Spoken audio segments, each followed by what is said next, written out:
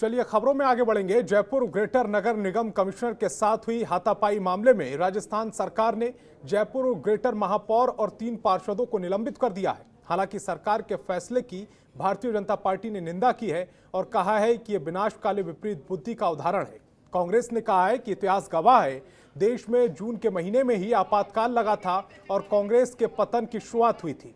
राजस्थान सरकार ने जयपुर ग्रेटर की मेयर डॉक्टर सौम्या गुर्जर के अलावा पार्षद पारस जैन, शंकर शर्मा और अजय चौहान को निलंबित किया है।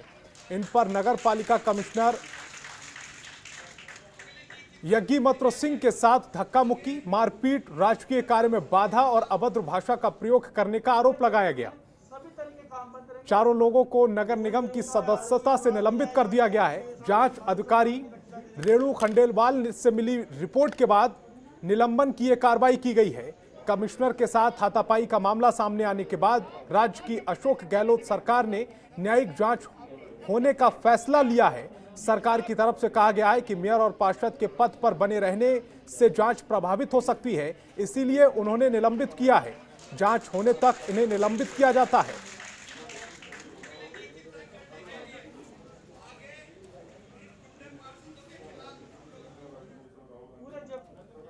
उधर धौलपुर में अखिल भारतीय युवा गुर्जर महासभा के प्रदेश अध्यक्ष जयवीर सिंह पोसवाल के नेतृत्व में राष्ट्रपति के नाम जिलाधिकारी को ज्ञापन सौंपा गया है। ज्ञापन में बताया गया है कि सरकार की ओर से लगातार लोकतंत्र की हत्या की जा रही। ऐसा ही जयपुर ग्रेटर महापौर डॉक्टर सौम्या गुर्जर के साथ हुआ है, जिनके खिलाफ निलंबन आदेश जारी कर लोकतंत्र का गला घोटा गया है। अखिल भारतीय युवा गुर्जर महासभा राजस्थान राष्ट्रपति को इस मामले की जानकारी देना चाहती है कि राजस्थान सरकार की ओर से गुर्जर समाज के साथ राजनीतिक द्वेष भावना हो रही है, जिस वजह से आधी रात को दूसरे पक्ष को अपना पक्ष रखने का मौका दिया गया। बिना ही आनन फानन में आदेश जारी कर दिया गया। जयपुर ग्रेटर महापौर सौम्या गुर्जर को निलंबित कर लोकतंत्र की हत्या की गई है। सरकार के इस तानाशाही आदेश द्वारा गुर्जर समाज की घोर अपमान किया गया है।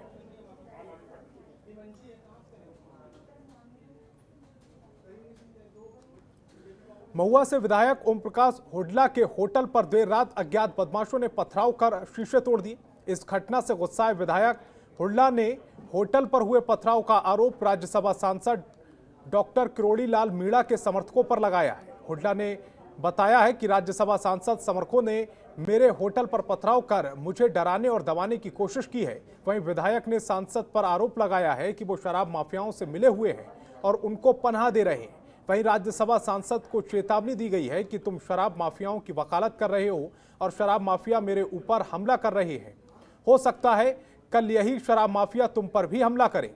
आपको बता दें कि कुछ दिन पहले ओम प्रकाश हुड्डा और नगर पालिका की उपसभापति के पति रामराज का एक ऑडियो वायरल हुआ, जिसमें रामराज विधायक को ये कह रहे थे कि आप विधायक हो, आपका इन शराब की दुकानों से कोई लेना देना नहीं है। रामराज ने विधायक पर आबकारी विभाग से मासिक बंधी लेने का भी इस ऑडियो में आरोप लगा है।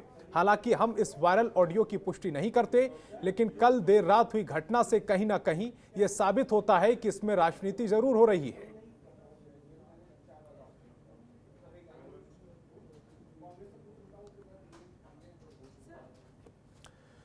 अलवर में मुंडावर सीएचसी का पूर्व केंद्रीय मंत्री भंवर जितेंद्र सिंह और श्रम मंत्री टीकाराम जूली ने निरीक्षण कर स्वास्थ्य सेवाओं का जायजा लिया। साथ ही डॉक्टरों और ग्रामीणों के मांग पत्र पर मौके पर ही सीएमएचओ और सीएचसी में महिला डॉक्टर की नियुक्ति के आदेश भी दिए।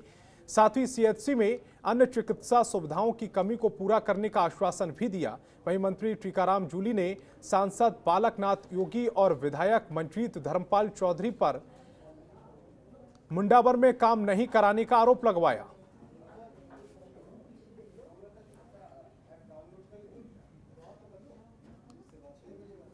उत्तर पश्चिमी रेलवे वर्कर्स कमेटी ने रेलवे कर्मचारियों को कोरोना वॉरियर्स घोषित किए जाने की मांग की है। रेलवे अधिकारियों ने बताया है कि पिछले दिनों रिटर्निंग अधिकारियों की मीटिंग हुई, जिसमें ऑल इंडिया रेलवे फेडरेशन के अधिकारी शामिल हुए थे, जिसमें तय किया गया कि 7 जून को हम मीटिंग करके ट्विटर के माध्यम से सरकार को जगाने का काम करेंगे।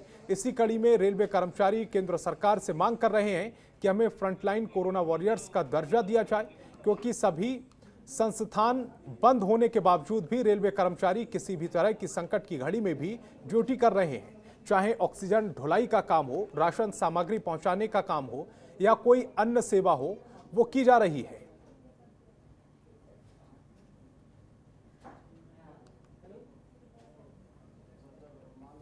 टीकाकरण जन जागरूकता अभियान के तहत राजपुर गांव में 18 से 45 साल की आयु के लोगों को टीकाकरण लगवाने के लिए प्रेरित किया जा रहा है। कहा कि अपनी बारी आने पर टीकाकरण जरूर करवाएं। साथ ही टीकाकरण में संबंधित झूठी अफवाहों पर ध्यान न देने की अपील की है। साथ ही राज्य सरकार की तरफ से जारी कोरोना गाइडलाइन का पालन करने की भी अपील की गई है।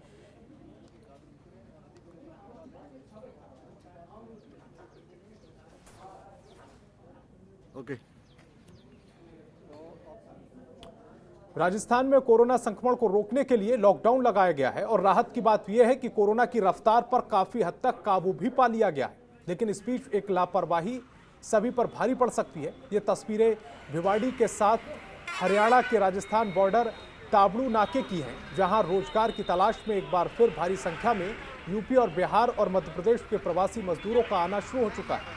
हरियाणा राजस्थान बॉर्डर से यूपी, बिहार और मध्य प्रदेश से आने जाने वालों के लिए स्पेशल बसें चलाई जा रही, लेकिन इन सब के बीच ये डर सताने लगा है कि कहीं ये प्रवासी मजदूर कोरोना कैरियर बनकर कोरोना के घटते मामलों में इजाफा ना कर दें, क्योंकि ज़्यादातर प्रवासी मजदूरों ने कोरोना वैक्सीन नहीं लगाई है और ना ही वो कोरोना टेस्ट करवाने के बाद भिवाड़ी उद्योग नगरी आए हैं।